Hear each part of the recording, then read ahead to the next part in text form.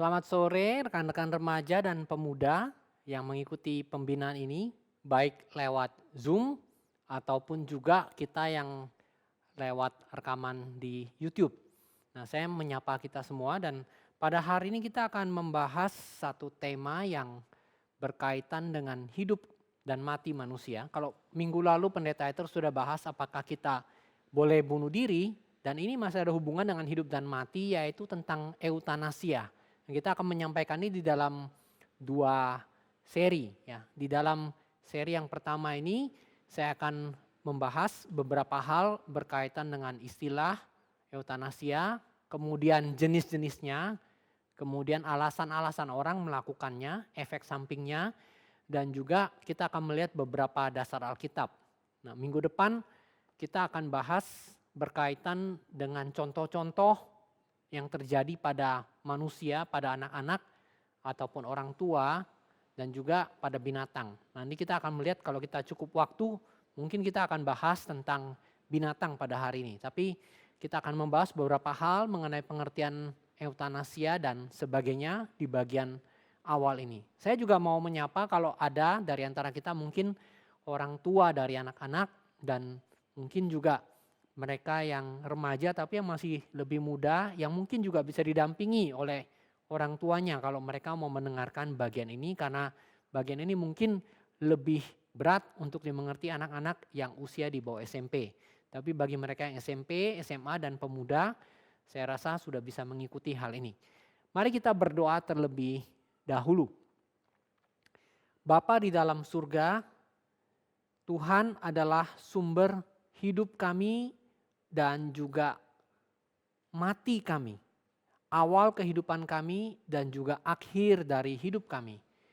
Kami tahu bahwa hidup kami ada di dalam tangan Tuhan, dan kadang-kadang di dalam pergumulan kami menghadapi berbagai kesulitan, khususnya masalah-masalah di dalam kesehatan, masalah-masalah di dalam diri kami, pergumulan-pergumulan kami bisa menjadi putus asa ataupun juga di dalam merawat orang yang kami kasihi yang mungkin terkena sakit keras, kami bisa mengalami kebingungan dan berbagai hal yang lain.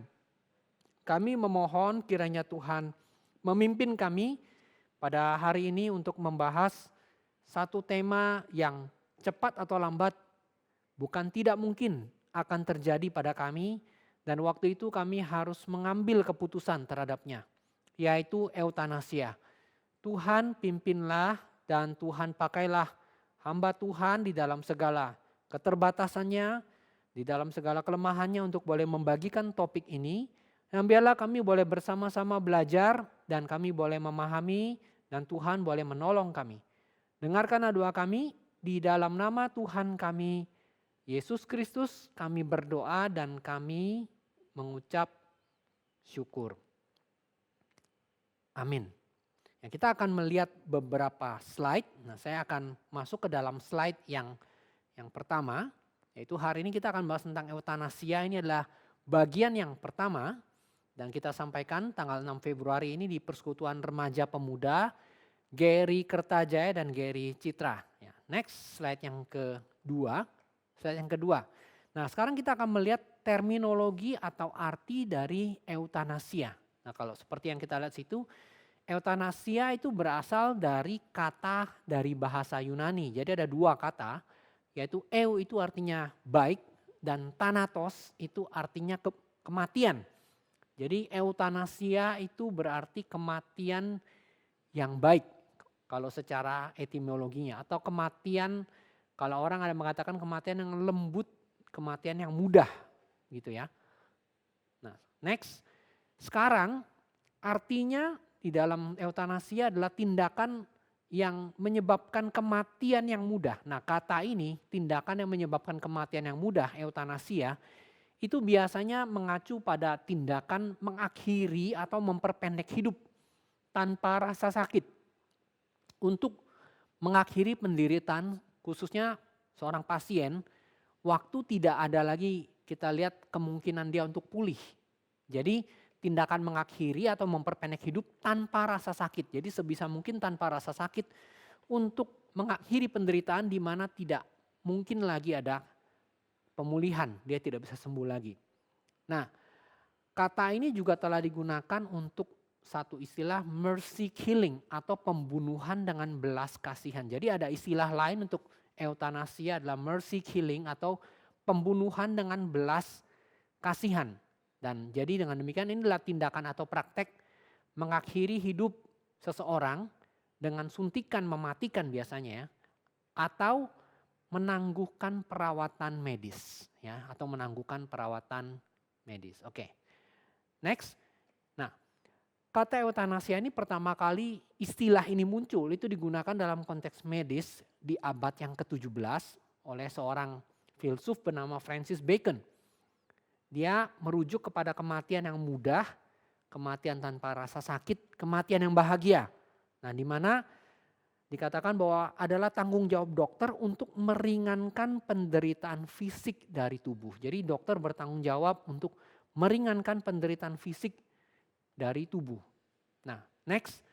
Menurut satu badan medis, World Medical Association, kata eutanasia itu berarti itu adalah tindakan yang disengaja dengan niat yang jelas untuk mengakhiri hidup seseorang dan ada kondisi-kondisinya. Nah, next kondisinya, yang pertama, subjek atau orang yang dikenakan eutanasia itu adalah orang yang punya informasi yang cukup. Jadi dia betul-betul tahu bahwa penyakitnya tidak bisa disembuhkan. Jadi kondisi eutanasia adalah orang yang pertama punya informasi yang cukup tentang penyakitnya tidak bisa disembuhkan lagi. Lalu yang kedua, nah di sini nanti ada beberapa perdebatan ya. Yang secara sukarela meminta untuk mengakhiri hidupnya. Jadi dia secara sukarela minta untuk diakhiri hidupnya. Meskipun kadang-kadang ada juga yang tidak secara sukarela. Lalu next, ini adalah orang yang bertindak mengetahui tentang keadaan orang ini. Jadi orang yang melakukan eutanasia kepada si pasien ini tahu tentang keadaan orang itu dan tahu juga tentang keinginannya untuk mati. Lalu melakukan tindakan ini dengan maksud untuk mengakhiri hidup orang tersebut. Jadi pasiennya tahu dan orang yang melakukannya juga tahu tentang keadaan orang itu dan melakukannya dengan maksud mengakhiri hidup orang tersebut. Dan kemudian yang terakhir, tindakan itu dilakukan dengan kasih sayang tanpa keuntungan pribadi. Jadi tindakan ini dilakukan dengan kasih sayang dan tanpa keuntungan pribadi. Nah, ada beberapa alasan bagi orang-orang yang setuju ya, bagi yang setuju eutanasia ada beberapa. Next, yang pertama adalah ya, tidak tahan melihat penderitaan. Atau bisa jadi dari pihak orangnya dia tidak tahan menderita, maka dia minta. Jadi bisa jadi yang tidak tahan melihat penderitaan adalah orang dekat atau anggota keluarga. Tapi yang tidak tahan menderita bisa jadi pasiennya sendiri. Yang kedua, next adalah alasan biaya. Alasan biaya. Lalu next, yang ketiga adalah beberapa orang itu tidak punya orang yang memperhatikan dia. Jadi nggak ada orang yang dicintai yang dapat membantu mereka. Dengan kata lain orang-orang ini hidup sendirian. Jadi bisa jadi orang yang sudah tua yang dia sebatang kara, tidak ada seorang pun, dia sakit keras. Ya, jadi dia bilang kalau dia diperpanjang pun hidupnya nanti dia sulit gitu karena tidak ada orang yang membantunya, dia hidup sendirian. Lalu next alasan berikutnya, dia merasa hidupnya tidak berarti. Hidupnya menjadi beban. Ini bisa jadi dia sudah usia sudah sangat lanjut, lalu dia mengalami demensia, pikun, kemudian dia merasa bahwa hidupnya itu menjadi beban kalau dilanjutkan dia sudah tidak produktif lagi dan seterusnya. Sehingga dia menyetujui untuk eutanasia. Nah, lalu ada lagi yang ini ya, mungkin ini alasan-alasan yang agak aneh ya, tapi ada yang menginginkan keturunan yang lebih baik. Ada yang menginginkan keturunan yang lebih baik. Nah, keturunan yang lebih baik. Mungkin kita dapat lihat ini di dalam kasus mereka yang anak kecil ya khususnya tentang anak-anak. Kalau kita melihat kasusnya orang Sparta. Jadi kasus orang Sparta yang kita tahu kalau ini bukan film anak-anak sih ya, dulu ada film judulnya 300, kisah tentang prajurit Sparta yang melawan pasukan tentara Persia dengan gagah berani. Orang-orang Sparta adalah orang-orang yang dari kecil sudah dipilih untuk menjadi prajurit seumur hidupnya. Dan mereka itu dipilih sedemikian rupa, konon katanya bayinya tidak boleh kurang dari panjang berapa puluh sentimeter. Jadi kalau bayi cuma 50 cm seperti yang normal itu tidak bisa. Mesti yang badannya cukup besar. Lalu ada dua pendapat. Yang pertama itu kelihatannya mitos ya. Katanya bayi-bayi itu ya kalau tidak mencapai panjang tertentu atau tidak memenuhi kondisi yang diinginkan, tidak kekar dan kelihatannya bukan badannya besar gitu ya, dia akan dibuang ke jurang. Jadi betul-betul dibunuh. Tapi ada juga bayi yang ditinggalkan di alam terbuka, dibiarkan sampai mati di situ atau mungkin ada orang lain lihat dan adopsi. Nah, ini kasus untuk mereka yang eutanasia. Jadi dalam hal ini ya eutanasia juga sebetulnya orang Sparta. Kalau yang kisah pertama itu mungkin terlalu kejam, dianggap tidak mungkin, dilempar, dibuang. Ada kemungkinan lain mereka dibiarkan. Nah, kelihatannya ini lebih masuk akal. Jadi dibiarkan sampai mati dengan sendirinya. Itu juga semacam eutanasia. Atau mungkin bayi itu nanti ada yang mengambil, ada yang merawat. Jadi dia tidak pernah menjadi bagian dari orang Sparta. Nah, ini adalah alasan yang lain untuk keturunan yang lebih baik.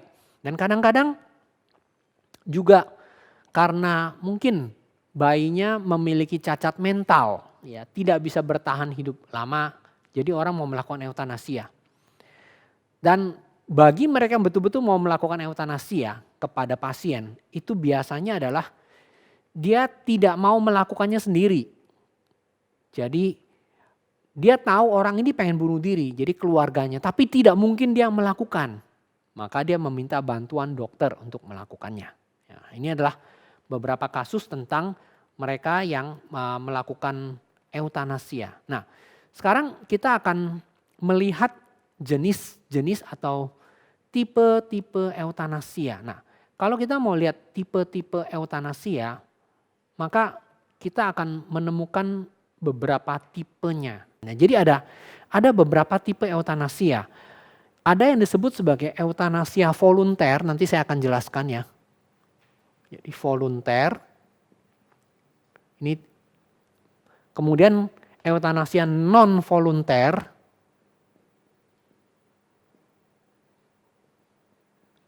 yang kedua, dan yang ketiga adalah eutanasia involunter. Jadi inilah tipe di dalam melakukan eutanasia. Jadi berdasarkan cara dilakukannya, berdasarkan cara praktek melakukannya, ada yang disebut sebagai eutanasia aktif dan ada juga yang disebut sebagai eutanasia pasif. Nah, yang pasif ini nanti ada kelompok medis Kristen yang memperdebatkan hal ini. Tapi nanti kita akan bahas ya. Nah, sekarang kita akan melihat satu persatu dulu ya.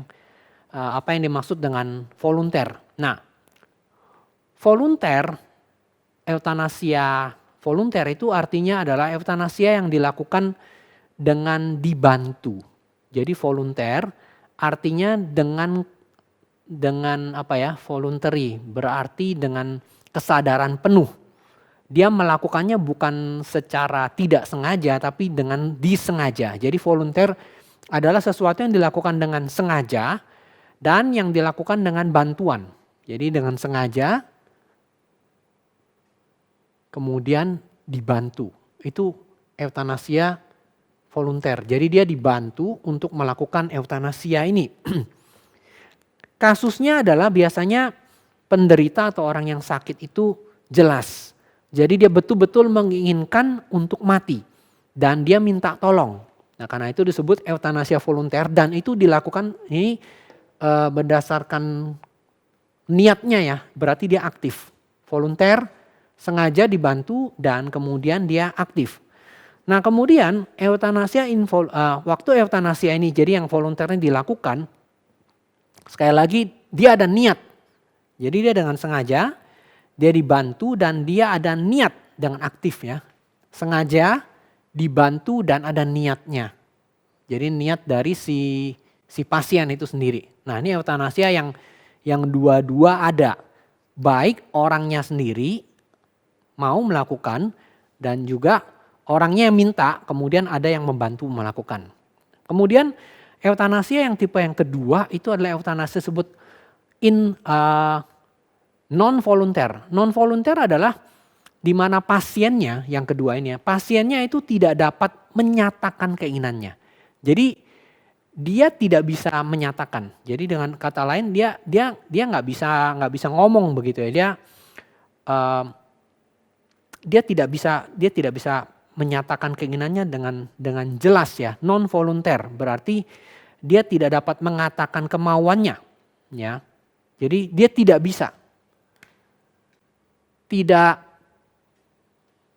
bisa komunikasi gitu ya. Tidak komunikasi si pasien ya. Sorry, mungkin saya langsung kepada ini aja ya. Tanpa komunikasi. Ini adalah keadaan yang non volunteer, tanpa komunikasi dari si pasien. Non volunteer. Lalu selain itu, selain dia tidak dapat berkomunikasi, jadi kemungkinan ini adalah pasien yang berada dalam keadaan koma. Jadi pasien yang atau juga mungkin anak-anak, bayi yang baru lahir yang secara mental itu ada gangguan mental. Dengan kata lain dia tidak bisa komunikasi. Jadi entah dia koma atau mungkin ada masalah mental gitu ya, masalah gangguan mental, maka dia tidak bisa melakukan hal ini ya, tidak bisa melakukan hal ini. Nah karena itu dia tidak bisa mengkomunikasikan keinginannya. Nah ini adalah keadaan yang non volunteer. Nah non volunteer, kemudian yang ketiga adalah involunteer. Nah involunteer ini adalah waktu si pasiennya dia tidak setuju, tapi dilakukan juga. Nah ini involunteer. Jadi ada kasus di mana pasien itu tidak setuju, tapi dilakukan. Tetap dilakukan. Nah ini adalah kasus involunteer. Melawan keinginan dari si pasien. Jadi, nah karena itu involunteer eutanasia, ini bukan eutanasia sih sebetulnya kasus kalau involunteer. Ini sebetulnya sama dengan pembunuhan. Karena dia tidak ingin ya, ini boleh dikategorikan sebagai pembunuhan. Karena disebut involunteer, di luar kemauan si pasien. Kalau ini tidak ada komunikasi, jadi dia koma atau ada gangguan mental, maka orang lain yang melihat hal itu kemudian melakukannya. Nah, kemudian berkaitan dengan masalah aktif atau pasif. Kalau aktif adalah sesuatu yang dilakukan secara langsung. Jadi misalnya disuntikkan obatnya ya, yang membawa kepada kematian. Nah, karena itu ada sesuatu tindakan yang dianggap tindakan yang penuh belas kasihan untuk mengakhiri penderitaan, dan mungkin kalau dia terus ada juga ada yang bilang ya keberadaanmu menjadi tidak bernilai. Nah karena itu ini adalah satu tindakan yang disengaja, yang aktif. Jadi memberikan dosis yang tinggi untuk mempercepat kematian, ini yang aktif ya. Jadi melakukannya secara aktif. Sedangkan eutanasia pasif, nah nanti ada yang memperdebatkan yang pasif ini dianggap bukan eutanasia. Ini eutanasia atau bukan? Eutanasia pasif itu biasanya dilakukan secara luas dan kemudian dilakukan secara umum, dianggap ini adalah sesuatu yang sah dilakukan. Di mana pasiennya itu diperbolehkan untuk mati dengan cara menarik semua alat-alat perawatan atau menarik semua bahan makanan yang diperlukan. Jadi mungkin kan dia dapat infus. Infus itu kan bisa berupa obat atau bisa juga berupa makanan. Nah ini semua ditiadakan. Jadi secara pasif, aktif artinya diberikan secara langsung. Yang pasif berarti dilepas. Nah artinya dia tidak lagi menggunakan alat-alat bantu dari luar. Dengan demikian ini mengakibatkan tindakan yang pembiaran. Kalau ini kan dilakukan secara aktif, kalau ini adalah pembiaran. Jadi ada perbedaan. Jadi antara keduanya gitu ya. Nah, atau ada yang menyebut ini sebagai membiarkan mati. Membiarkan mati. Jadi membiarkan proses itu tanpa bantuan alat-alat untuk mendukung dia lagi. Tanpa alat-alat untuk mendukung hidup dia secara vital. Nah, ada juga yang melakukannya dengan melepaskan alat bantu napas misalnya. Kalau memasukkan alat bantu napas yang lewat kerongkongan itu disebut intubasi, sedangkan ini disebut ekstubasi, jadi dilepas ventilatornya. Biasanya pada kasus pasien yang sudah tidak bisa sembuh sama sekali. Dengan demikian ada yang mengatakan bahwa eutanasia yang disebut pasif ini sebetulnya bukan pembunuhan sama sekali. Bukan pembunuhan. Nah, kalau kita mau jadi ini sengaja dibantu dengan niat, ini sengaja tanpa dibantu. Gitu ya. Jadi ini sama-sama volunteer itu sengaja ya. Jadi mungkin saja yang bagian kedua adalah pasiennya. Pasiennya mau sengaja. Tapi tidak dibantu. Nah, tidak dibantu gitu ya. Dia ada niat. Jadi pasiennya ada niat tapi dia tidak dibantu. Yang ini juga kalau yang secara negatif posisinya juga sebetulnya sama dengan yang ini. Yang ini pasiennya juga tidak bisa berkomunikasi. Kalau yang ini kan secara aktif artinya orangnya menyuntikkan ya. Biasanya sih dengan suntik ya. Kalau ini juga sama, tidak bisa komunikasi orangnya. Pasif ya. Dia tadi koma, atau dia ada gangguan mental dan lain-lain, tetapi tanpa suntik, jadi pembiaran, jadi dibiarkan. Jadi beda antara yang pertama dan yang kedua, cuma masalah yang ini bisa ngomong, kasih tahu maunya apa, yang ini nggak bisa sama sekali. Ini merupakan pembiaran secara pasif, tidak disuntik, tidak dilakukan secara aktif. Sedangkan yang involunter, involunter adalah seseorang itu mencabut alat-alat yang dapat mendukung kehidupan si pasien dari ini, tapi bertentangan dengan keinginan dia. Kalau ini kan dilakukan dengan suntik ya, involunter, ini sama-sama. Kalau yang ini bisa ngomong saya mau, dilakukan. Yang ini dia dengan jelas-jelas mengatakan saya tidak mau, tapi tetap dilakukan, itu namanya pembunuhan. Tetapi kalau ini dia bilang dia tidak mau, dia tidak setuju, tapi dilepas. Ya, dia tidak setuju, tapi dilepas alat pendukung kehidupannya. Jadi intinya antara aktif dengan pasif adalah kalau aktif, gampangannya ya. Gampangannya deh, dengan suntik, meskipun mungkin ada metode yang lain. Suntik obat yang untuk membuat dia gampang mati. Sedangkan ini dilepas. Jadi beda antara aktif dengan pasif tuh di sini. Sedangkan involunter tuh dia menolak. Secara negatif dia menolak. Sedangkan yang volunteer dia berniat memang dari sananya. Yang non volunteer dia tidak bisa mengkomunikasikannya. Nah itu jadi kalau kita lihat perbedaannya ya. Volunteer dia berniat dan dia minta. Non volunteer dia tidak bisa berkomunikasi sama sekali. Sedangkan involunteer dia menolak untuk dilakukan. Nah, berkaitan dengan caranya adalah aktif dibantu atau dilepaskan sama sekali. Nah sekarang kita sudah lihat macam-macam dari tipe eutanasia ini. Nah sekarang kita akan melihat tentang selain tipe-tipe dari eutanasia, kita lihat kapan sih dilakukan, kapan dilakukan eutanasia itu. Nah ada 3 kondisi, ya, ada yang mengatakan 3 kondisi ya, 3 kondisi eutanasia. 3 kondisi untuk melakukan hal ini. Yang pertama adalah waktu seseorang lahir, jadi waktu kelahiran. Kemudian yang kedua adalah pada waktu kematian secara natural gitu ya. Jadi waktu hidup natural, hidup kita secara normal itu berakhir ya. Waktu seseorang itu kematian natural gitu ya. Karena ada juga yang tipe ketiga yaitu kematian akibat kecelakaan. Jadi akibat kecelakaan. Yang bukan natural. Ya mungkin ini bukan karena penyakit ya, akibat kecelakaan. Nah sekarang kita perhatikan satu persatu dulu ya.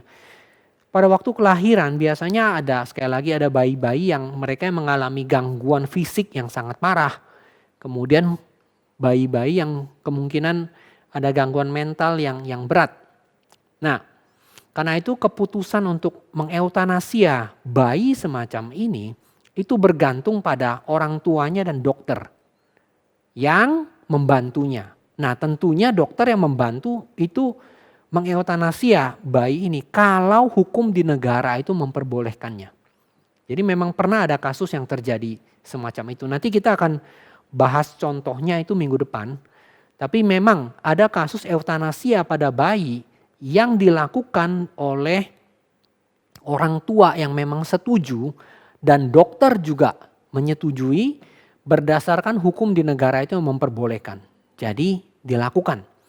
Nah, keputusan melakukan eutanasia pada waktu bayi lahir ini adalah mereka biasanya punya alasan kualitas hidup dari anak itu. Jadi anak itu kelihatannya tidak bakal punya kualitas hidup yang baik.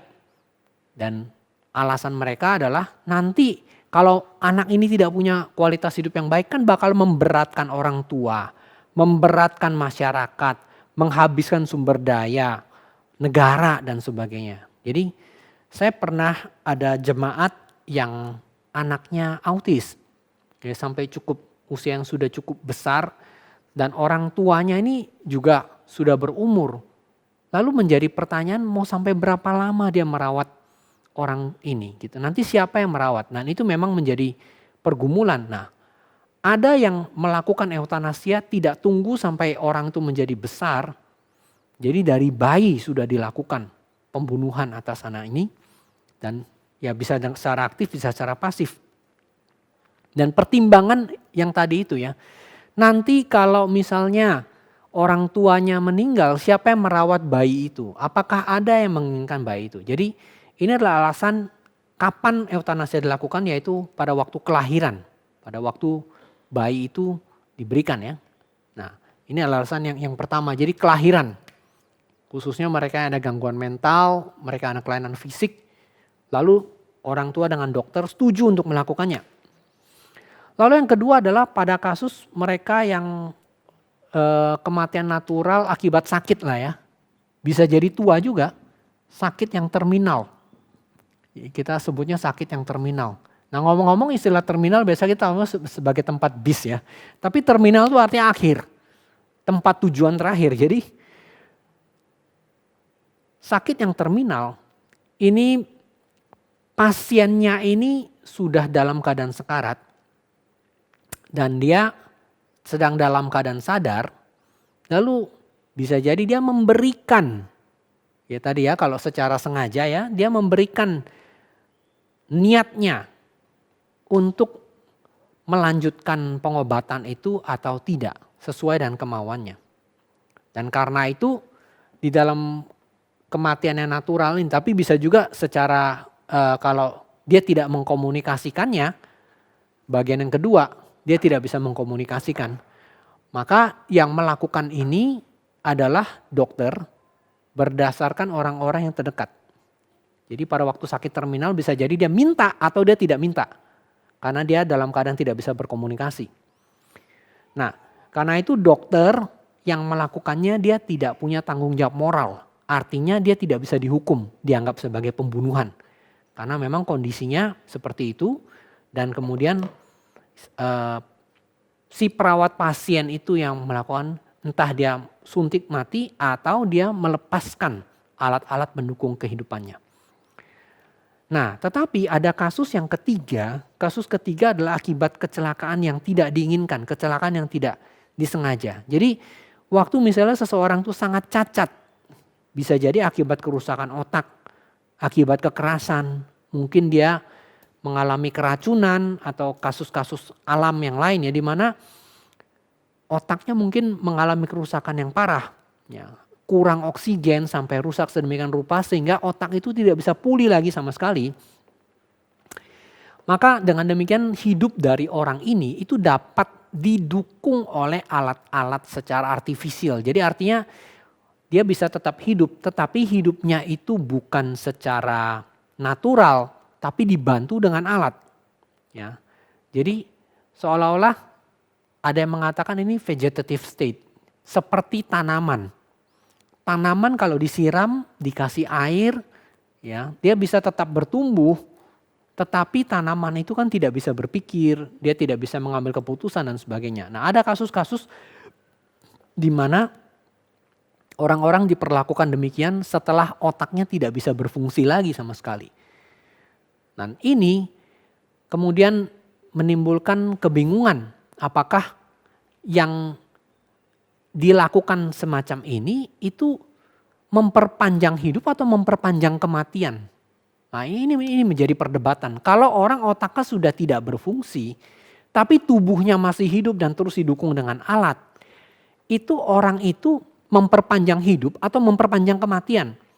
Maka dengan demikian dalam kasus-kasus semacam ini dia diizinkan untuk bisa mati secara natural dan dengan ada satu istilah dignity, dengan satu kehormatan ya.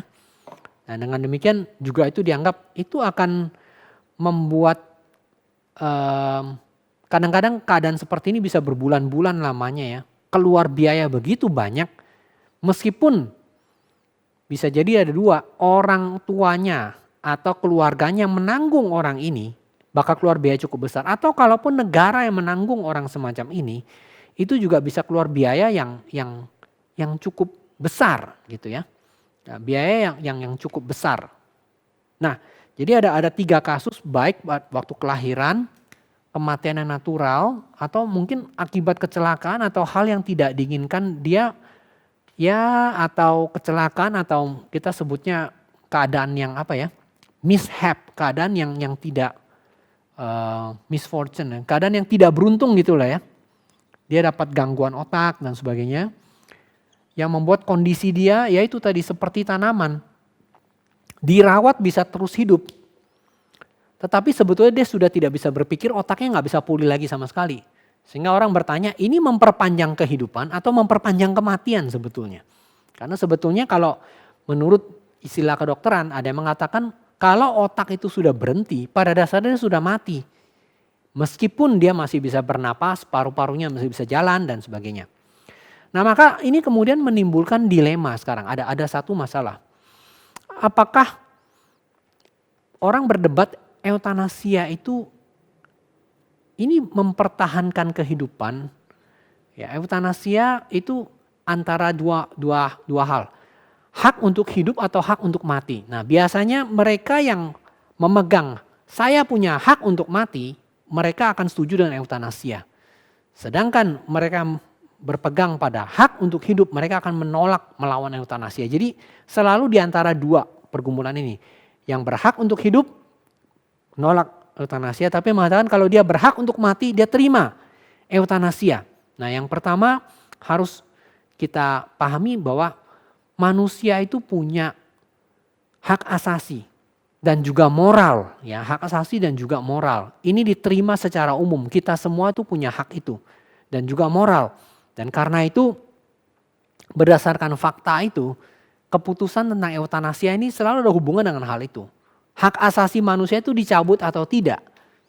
Lalu waktu dilakukan eutanasia itu melanggar moralitas atau tidak. Masalah baik atau benar atau salah itu dilanggar atau tidak. Melanggar hak seseorang atau tidak. Nah, tetapi yang perlu kita perhatikan waktu hal ini terjadi adalah kalau ada orang yang betul-betul sakit dan kemudian dia mengatakan saya nggak pengen hidup lagi. Mereka punya hak nggak untuk mati? Nah, ini betul-betul menjadi pergumulan banyak orang. Misalnya anggota keluarga kita sakit sangat parah. Dan dia bilang dia nggak pengen hidup lagi lebih lama. Tolong dong dicabut semua alat-alatnya atau suntik saya mati saja. Boleh nggak kita melakukan hal itu? Nah, para penderita itu biasanya sampai keadaan yang sangat parah ya. Mungkin kita pernah mendengar cerita ada orang yang bunuh diri karena dia sudah tidak sanggup lagi untuk bayar biaya rumah sakit. Ya. Atau mereka yang bunuh diri karena dia merasa tidak tahan lagi menderita. Nah, mereka nggak punya kekuatan lagi untuk bisa menjalani itu. Harus pakai morfin, harus pakai obat-obat penahan rasa sakit dan sebagainya. Jadi ini adalah dilema-dilema yang muncul sehingga menimbulkan orang berpikir bagaimana mengakhiri kematian dengan rasa yang baik, yang dengan dignitas, dengan satu kehormatan ya, tanpa rasa sakit sebisa mungkin. Nah, seperti banyak masalah-masalah medis lain, ini masalah eutanasia makin lama makin muncul. Sekarang, di zaman sekarang khususnya. Nah, kenapa? Zaman dulu, ya kira-kira mungkin berapa abad yang lalu gitu ya. Banyak orang kalau mati itu dengan cepat. Jadi mati cepat aja gitu. Dan kadang-kadang mati cepat dan menyakitkan gitu ya. Dan karena kalau mereka punya misalnya kecelakaan atau mereka ada sakit, mereka mati dengan cepat dan mati dengan menyakitkan. Tapi sekarang dengan perkembangan di dalam ilmu pengetahuan, di dalam pengobatan dan lain-lain, orang bisa diperpanjang kehidupannya begitu. Jadi dengan demikian ini menjadi masalah. Andai kata kemajuan teknologi dan kedokteran itu tidak seperti sekarang, nggak ada masalah kita mau bicara eutanasia. Karena kalau orang menderita biasa langsung menderita segera dan cepat. Nah, ini juga berkaitan dengan satu hal yang lain ya, yaitu sumpah Hipokrates. Mungkin bisa kembali kepada slide yang ke-8 tadi ya, tolong dibuka ya. Nah, sumpah Hipokrates ini Bapak ilmu kedokteran Hipokrates itu dia pernah mengatakan ya, ini di dalam sumpah yang lama itu, kalau diterjemahkan dia kira-kira 400 tahun sebelum Kristus. Dia mengatakan, tidak akan kulakukan walaupun atas permintaan. Jadi ini bicara tentang eutanasia volunter ya. Untuk memberikan racun yang mematikan ataupun sekedar saran untuk menggunakannya. Nah, kita perhatikan di sini. Jadi Hipokrates dengan demikian dia menolak eutanasia. Karena dikatakan tidak akan kulakukan walaupun atas permintaan pasien ya. Untuk memberikan racun yang mematikan ataupun sekedar untuk menggunakannya. Saran. Jadi dokter, ini kasusnya dalam sumpah kedokteran. Sebagai seorang dokter saya tidak akan melakukan hal itu walaupun diminta oleh pasien. Dan kalaupun dia tidak minta, saya tidak akan menyarankan hal itu untuk menggunakan memakai racun. Nah, Hipokrates ini bukan orang Kristen, dia bukan orang percaya. Dia itu di dalam sumpahnya, di dalam awal dia menyebut demi dewa-dewa yang dia percaya pada waktu itu. Jadi dia bukan orang percaya, tapi dia bilang itu pun saya tidak akan melakukannya ya. Nah, karena itu ini adalah satu pandangan di dalam sumpah kedokteran. Ya sebetulnya kalau mengikuti sumpah Hipokrates lama, ya ini tentu saja sudah mengalami revisi. Maka kedokteran kalau berdasarkan sumpah Hipokrates yang lama yang mula-mula pasti tidak ada seorang pun dokter yang melakukan hal itu, yang melakukan eutanasia atau dia dengan aktif ya ataupun secara khususnya ini berkaitan dengan eutanasia aktif karena disuntik diberikan racun yang mematikan. Nah karena itu sumpah Hipokrates sekali lagi kita harus perhatikan bahwa sumpah itu diberikan 400 tahun sebelum Masehi. Dimana kalau waktu itu orang sakit itu meninggal tuh sangat cepat. Ya, meninggal sangat cepat, nggak seperti sekarang. Zaman sekarang orang sakit walaupun sakitnya parah itu bisa lama sekali baru dia meninggal. Jadi dengan kemajuan alat-alat kedokteran seperti sekarang ini menjadi dilema, menjadi kesulitan-kesulitan yang timbul ya. Nah, kita sudah bahas terminologinya, kemudian jenis-jenisnya, kapan itu terjadi dan dilemanya. Lalu ada masalah-masalah etis yang juga muncul ya sekali lagi ya. Dokter kalau membantu bunuh diri ya, ini jadi kan volunteer ini berarti doctor assisted suicide, dokter yang membantu orang bunuh diri. Nah, tema bunuh diri kita tidak bahas lagi karena pendeta itu sudah bahas minggu yang lalu. Tapi ada dokter yang membantu dengan menyuntikkan itu. Jadi dia memberikan informasi yang cukup, dia memberikan panduan seperti yang tadi yang dikatakan oleh Hippocrates ya. Yang kemudian untuk bisa mengakhiri hidup pasien, pasiennya tahu dan kemudian digunakan untuk hal ini. Nah, waktu seorang dokter menolong seorang pasien untuk mati, itu disebut sebagai physician assisted suicide or doctor assisted suicide. Jadi dokter yang menolong seseorang itu bunuh diri. Dokter menolong seorang bunuh diri. Nah, dokter ini memberikan semua pengertian. Nanti kalau kamu disuntik, apa yang kamu rasakan, terus bagaimana, terus kira-kira berapa lama. Jadi dia mendiskusikan efek-efek dari obat yang digunakan untuk eutanasia. Yang memungkinkan si pasien untuk mengakhiri nyawanya. Nah,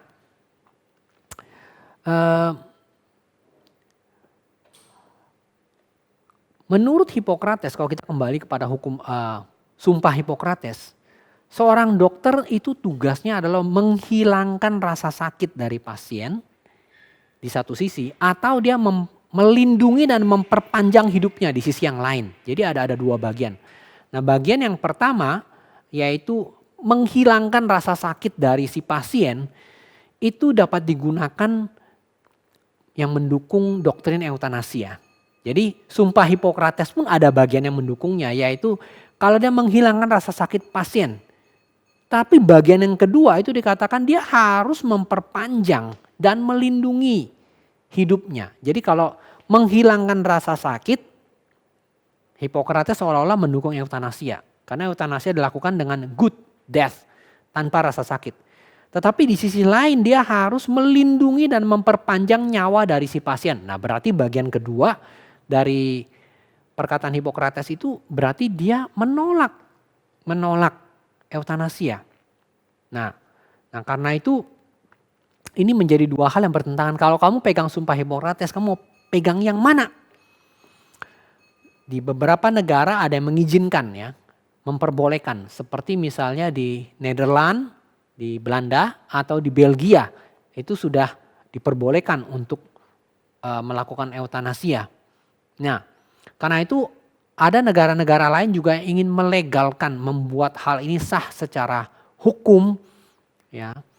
Khususnya karena mungkin dokter-dokter itu takut kalau misalnya diminta sama pasien, lalu dia lakukan, nanti dokternya bisa dianggap membunuh, ya, karena melanggar hukum yang ada pada negara itu. Nah, perlu kita ketahui kalau kita di Indonesia, hukum kita jelas menolak eutanasia. Nah, kita belum masuk kepada contoh-contoh, ya belum masuk kepada contoh-contoh secara umum, tapi kita akan melihat beberapa pandangan ya, beberapa pandangan. Nanti kita masuk kepada pandangan iman Kristen. Nah, secara pandangan orang yang sekuler, yang humanis, itu berpikirlah kalau orang melakukan eutanasia, jadi kaum sekuler humanis yang mereka yang tidak memegang agama manapun, tetapi demi kebaikan manusia, mereka berpikir kalau eutanasia volunter yang dilakukan dengan sengaja, dibantu dan dengan niat dari orangnya, itu adalah dalam banyak hal benar secara moral. Dan memang itu adalah sesuatu yang diperbolehkan. Saya punya hak kok untuk mengakhiri hidup saya. Nah, itu pandangan orang sekuler humanis. Karena dia gak ada Tuhan, dia gak ada hubungan dengan Tuhan. Karena itu kalau ada orang sakit, masa dia gak berhak untuk mengakhiri hidupnya? Dia punya hak atas hidupnya. Maka dia juga punya hak atas matinya. Nah, tetapi dalam kebanyakan agama akan berpikir bahwa eutanasia itu selalu salah secara moral, ya, secara moral. Nah, pandangan secara umum ya, Tuhan melarang. Ya, kalau kita baca di dalam kitab Keluaran 10 perintah Allah juga jangan membunuh. 10 perintah mengatakan ya. Hidup manusia itu adalah sesuatu yang sacred, apa ya? Sesuatu yang kudus, sesuatu yang suci, nggak boleh dipermainkan. Lalu manusia itu diciptakan, nah ini kalau kita iman Kristen, diciptakan menurut gambar dan rupa Allah. Nah, sekarang mari kita buka Alkitab kita ya. Ini ayat sudah sangat kita ketahui kalau orang-orang Kristen ya. Kejadian pasal pertama ayat 26. Berfirmanlah Allah, baiklah kita menjadikan manusia menurut gambar dan rupa kita. Supaya mereka berkuasa atas ikan-ikan di laut, burung-burung di udara, atas ternak, atas segala binatang melata yang merayap di bumi. Lalu 27, maka Allah menciptakan manusia itu menurut gambarnya. Menurut gambar Allah diciptakannya dia, laki-laki dan perempuan diciptakanlah mereka. Lalu ini juga dimunculkan lagi dalam Kejadian pasal ke-9 di dalam ayat yang ke-6, pasal 9 ayat ke-6. Ya, ini berkaitan dengan hidup manusia. Siapa yang menumpahkan darah manusia, darahnya akan tertumpah oleh manusia. Sebab Allah membuat manusia itu menurut gambarnya sendiri. Jadi di sini jelas-jelas Alkitab mengatakan Tuhan melarang untuk menumpahkan darah. Meskipun belum tentu berarti harus ada darah yang keluar. Artinya melarang manusia untuk membunuh. Karena Tuhan membuat manusia itu menurut gambarnya sendiri. Jadi karena manusia diciptakan menurut gambarnya Tuhan. Nah karena itu kita tidak boleh dibunuh. Melarang untuk dibunuh. Jadi eutanasia ini adalah pembunuhan dengan intensi, dengan niat gitu ya. Jadi ada niat sebetulnya. Dalam pengertian yang ketat, eutanasia itu pembunuhan dengan niat. Yang melanggar dengan hukum ke-6, engkau tidak boleh membunuh. Karena kita diciptakan menurut gambar dan rupa Tuhan. Nah, ini adalah perbedaan iman Kristen dengan pengajaran yang mungkin mengatakan manusia itu berbeda-beda. Ya ada yang memang layak dimatikan gitu. Tidak. Karena manusia adalah gambar dan rupa Allah. Dan karena itu dia tidak boleh dibunuh kecuali Tuhan yang menetapkannya demikian. Itu soal lain lagi gitu ya. Itu soal lain lagi. Misalnya penghukuman yang Tuhan lakukan atas bangsa-bangsa yang melawan dia yang tidak percaya itu soal lain lagi ya. Kalau dalam perang misalnya mau melawan orang-orang yang jahat, nanti ada kasus-kasus tertentu di dalam kitab Keluaran. Ya orang yang membela diri, pencuri masuk ke dalam rumah, dia pukul tanpa niat membunuh tapi membela diri. Ternyata si pencurinya itu mati, maka orang itu tidak dianggap membunuh. Ya karena kasusnya dia sedang membela diri. Atau misalnya dalam kasus perang yang melawan mereka yang jahat ya. Atau misalnya dalam kitab Roma dikatakan pemerintah itu menyandang pedang. Jadi dia boleh menghukum orang-orang yang jahat. Kalau zaman sekarang berarti gampangannya polisi itu memiliki pistol untuk bisa menembak, membunuh orang yang niat jahat. Itu memang haknya mereka yang diberikan oleh Tuhan untuk mengakhiri hidup orang yang jahat. Nah tetapi secara umum manusia tidak boleh membunuh orang lain. Karena kita adalah gambar dan rupa Allah, kita statusnya demikian. Diberikan oleh Tuhan status gambaran yang begitu indah. Nah ini adalah sesuatu yang sangat unik di dalam iman Kristen. Manusia itu mirip dengan Tuhan. Dia punya pikiran, dia punya perasaan, dia punya kehendak. Dia bisa berkomunikasi dengan Tuhan. Ya, binatang tidak bisa melakukan hal itu. Melalui doa ada hubungan kerohaniannya. Dia bisa memiliki pikiran ya, binatang juga memiliki. Tapi dia mampu berpikir secara moral mana yang benar, mana yang salah. Dan dia bisa berpikir secara abstrak. Dia bisa memiliki kontrol. Ya, kontrol atas alam, atas lingkungan dan sebagainya yang Tuhan berikan kepada dia, berkuasa atas ciptaan Tuhan, di mana binatang tidak memilikinya. Maka hidup manusia itu begitu luar biasa karena dia gambar dan rupa Allah. Dia sangat penting. Nah, karena itu harus dilindungi. Ya, karena dia memiliki kualitas hidup yang demikian dari Tuhan. Kalau satu saat misalnya hidup dia menurun, ya kondisinya, status dia tetap tidak hilang sebagai gambaran rupa Allah. Jadi seorang tua yang mungkin, ya mohon maaf ya, mereka yang sudah pikun atau mereka yang tidak bisa tahan, bisa buang air besar di ranjang ya, sudah sangat-sangat lemah ya, dan seterusnya. Dia tetap adalah gambar dan rupa Allah yang diciptakan oleh Tuhan. Lalu yang kedua, selain gambar dan rupa Allah, Alkitab juga mengatakan ya di dalam Kejadian pasal yang kedua, ayat ke-7, ketika itulah Tuhan Allah membentuk manusia itu dari debu tanah dan menghembuskan nafas ke dalam hidungnya. Demikianlah manusia itu menjadi makhluk yang hidup. Jadi ada dua argumen kita atau dua keberatan kita terhadap eutanasia yang dilakukan secara aktif. Ya, jadi secara alkitabiah, yang pertama dasar Alkitabnya ya, Kejadian tadi ya kita sudah bahas pasal pertama. Kejadian pasal pertama dalam ayat ke-26 dan 27.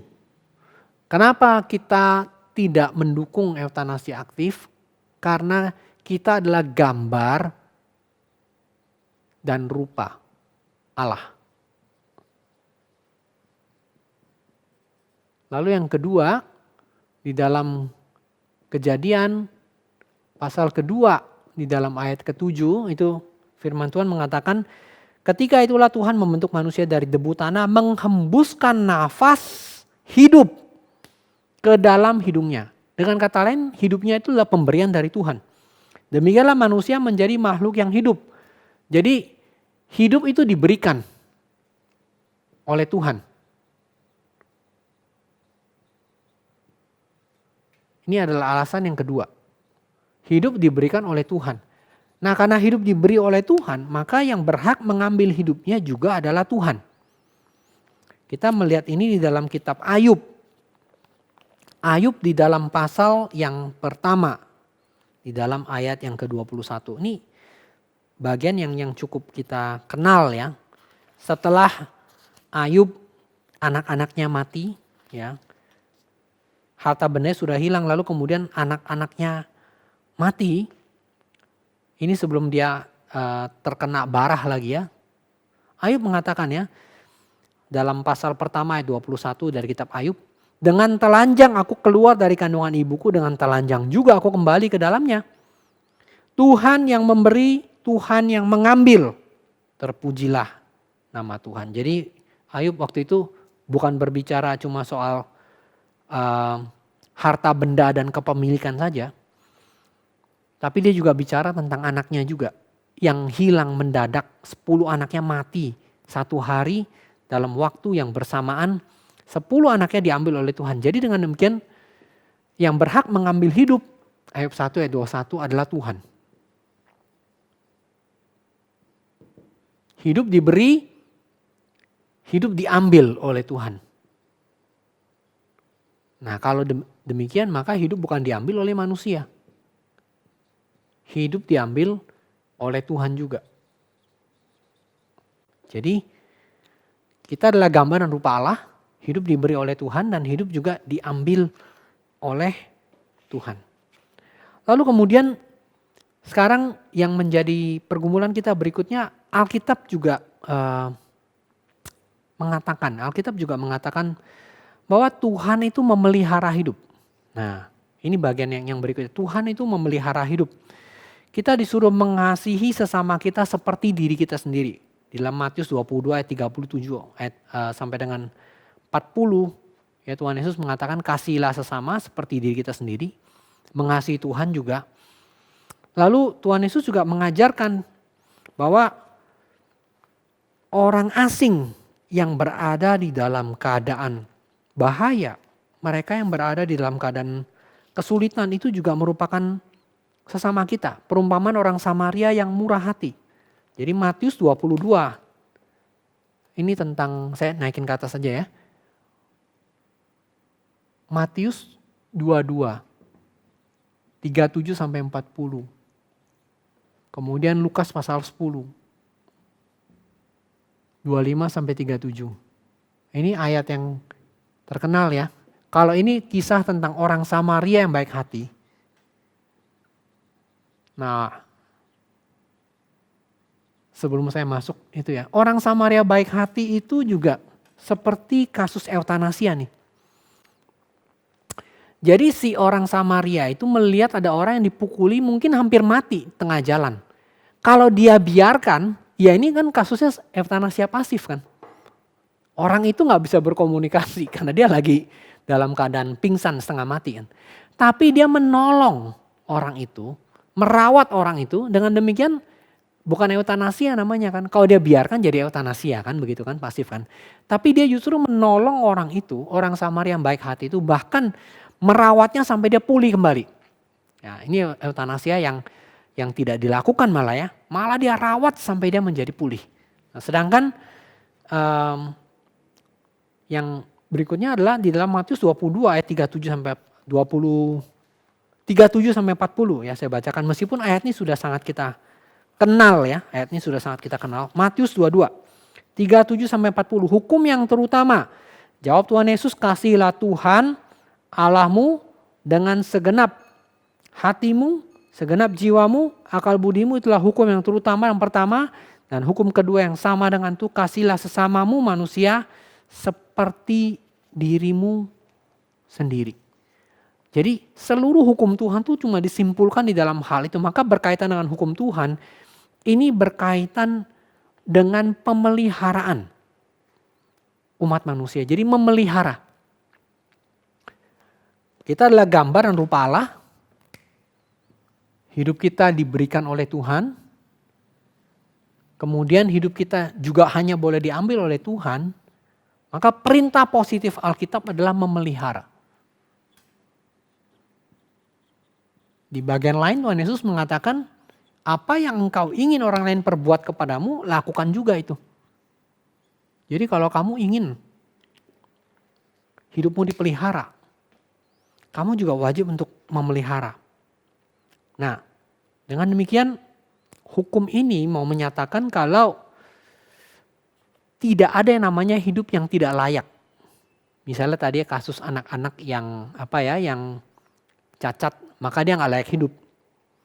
Dan kalau ada orang yang kemudian merubah hukum Tuhan semacam itu, berarti dia sedang melawan firman Tuhan. Dia sedang melawan Tuhan sendiri.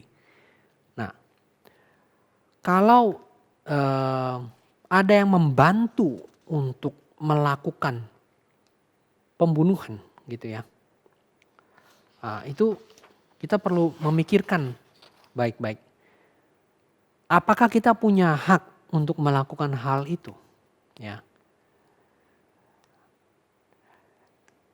Ada yang mengatakan eutanasia itu kalau dilegalkan secara hukum, kita boleh pikirkan begini. Seperti unta, ada kisah unta yang memasukkan kepalanya ke dalam sebuah tenda. Satu saat ada seseorang yang di padang pasir, sedang ada di badai pasir. Lalu konon dalam kisah itu, seekor unta itu masukkan kepalanya dan dia minta izin kepada si pemilik tenda itu. Boleh gak saya masukin kepala? Kenapa? Saya sedang dalam keadaan lagi susah nih, lagi ada badai. Oke, karena si pemilik tendanya ini baik, masukkan aja kepalamu. Lalu pelan-pelan si unta itu mulai ngomong, gimana kalau saya masukkan leher saya juga sekalian? Oh ya deh, kan cuma leher doang, kata si pemilik tendanya itu. Gak apa-apa, kamu masukkan aja lehermu. Dia masukkan lehernya. Dia bilang, punukku juga rasanya gak enak. Dia masih izinkan lagi. Akhirnya lama kamu udah minta terus. Akhirnya unta itu masuk ke dalam seluruh tenda, orang itu tendang keluar dan dia tidak tinggal lagi di tenda. Nah, ada yang mengatakan ini kalau eutanasia dilegalkan secara hukum, nanti dari sesuatu yang tadinya cuma seolah-olah itu cuma berdasarkan keinginan dari si pasien, nanti jadi kewajiban. Kalau udah begini harus mati dibunuh. Nah, kita tahu manusia sudah jatuh ke dalam dosa. Kalau sesuatu yang ada kaitan dengan melanggar firman Tuhan, sedikit saja kita berikan celah, berikutnya itu akan menjadi bukan lagi sesuatu yang seolah-olah pilihan antara boleh atau tidak, tetapi itu akan menjadi sesuatu yang wajib dilakukan. Nah, ini lebih menakutkan ya. Karena itu kita harus sangat berhati-hati. Ya. Perintah Alkitab dengan jelas adalah secara positifnya memelihara hidup. Nah, ini memang mirip dengan hukum Hipokrates. Jadi hukum Hipokrates kalau tadi yang di dalam bagian yang kedua tadi ya, itu berkaitan dengan memperpanjang, melindungi hidup. Bukan cuma menyingkirkan rasa sakit, tapi juga memperpanjang dan memelihara hidup. Nah, bagaimana apa yang dilakukan? Nah, inilah bagian pertama yang kita bahas ya. Kita baru membahas tentang terminologi, istilah-istilah eutanasia. Kemudian kita juga tadi sudah membahas tipe-tipenya eutanasia seperti apa, kapan itu dilakukan, dilema-dilemanya, dan kemudian dasar Alkitab. Nah, kita harus berhenti sampai di sini dulu. Nanti minggu depan kita akan bahas tentang contoh-contoh kasus yang ada, baik pada binatang, kemudian pada anak-anak, dan juga nanti pada orang tua. Nah, minggu depan kita akan bahas lagi ya, berdasarkan apa yang sudah kita bahas pada hari ini. Kiranya apa yang kita pelajari hari ini, meskipun belum selesai, itu bisa menjadi berkat bagi kita sekalian ya. Mari kita berdoa. Bapa di dalam surga, Tuhanlah sumber hidup kami. Dan Tuhan telah menciptakan kami di dalam gambar dan rupanya Tuhan.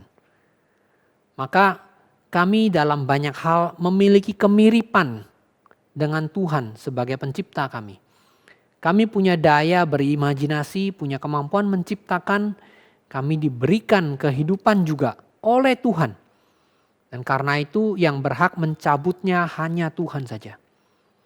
Dan kitab suci juga mengajarkan kepada kami untuk memelihara kehidupan sebisa mungkin dengan anugerah yang Tuhan berikan kepada kami. Tuhan, kami berdoa untuk mereka yang sekarang ini sedang berada dalam masa-masa yang sakit, yang sulit, yang mungkin sedang mempertimbangkan untuk mengakhiri nyawanya. Baik secara pasif maupun secara aktif. Tuhan hibur mereka dan Tuhan tolong mereka. Karena yang berhak mengambil nyawa atau mengambil hidup adalah Tuhan. Maka adalah menjadi satu hal yang meringankan bagi mereka.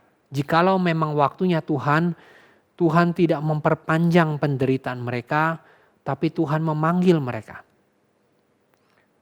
Dengarkan doa kami. Khususnya kami berdoa untuk anak-anak Tuhan, mereka yang sudah percaya kepada Kristus. Tapi bagi mereka yang belum, biarlah sebelum hidup mereka berakhir, mereka boleh mendengar berita Injil bahwa ada Kristus yang bangkit dari antara orang mati. Dan itu memberikan pengharapan bagi mereka sebelum hidup mereka berakhir. Kami tahu Tuhan adalah Tuhan yang baik, Tuhan yang mengasihi kami. Kami terbatas dan kami hari ini membahas firman Tuhan tentang eutanasia sampai di sini. Tuhan pimpin kami sampai minggu ke depan dan berkati kami semua yang mendengarkan, yang menyaksikan baik langsung online melalui entah Zoom atau Google Meet. Dan juga kami berdoa bagi kami semua yang menonton, yang menyaksikannya melalui YouTube. Terima kasih Tuhan, pimpin dan berkatilah untuk pengajaran-pengajaran firman Tuhan berikutnya. Berkati setiap hamba Tuhan yang menyampaikannya. Kami bersyukur, kami berdoa untuk para pemuda, para remaja atau siapapun yang nantinya akan menyaksikan acara ini. Di dalam nama Tuhan kami Yesus Kristus yang mengasihi kami, yang memberikan kami hidup dan yang kelak juga akan memanggil kami kembali. Kami berdoa dan kami mengucap syukur. Amin.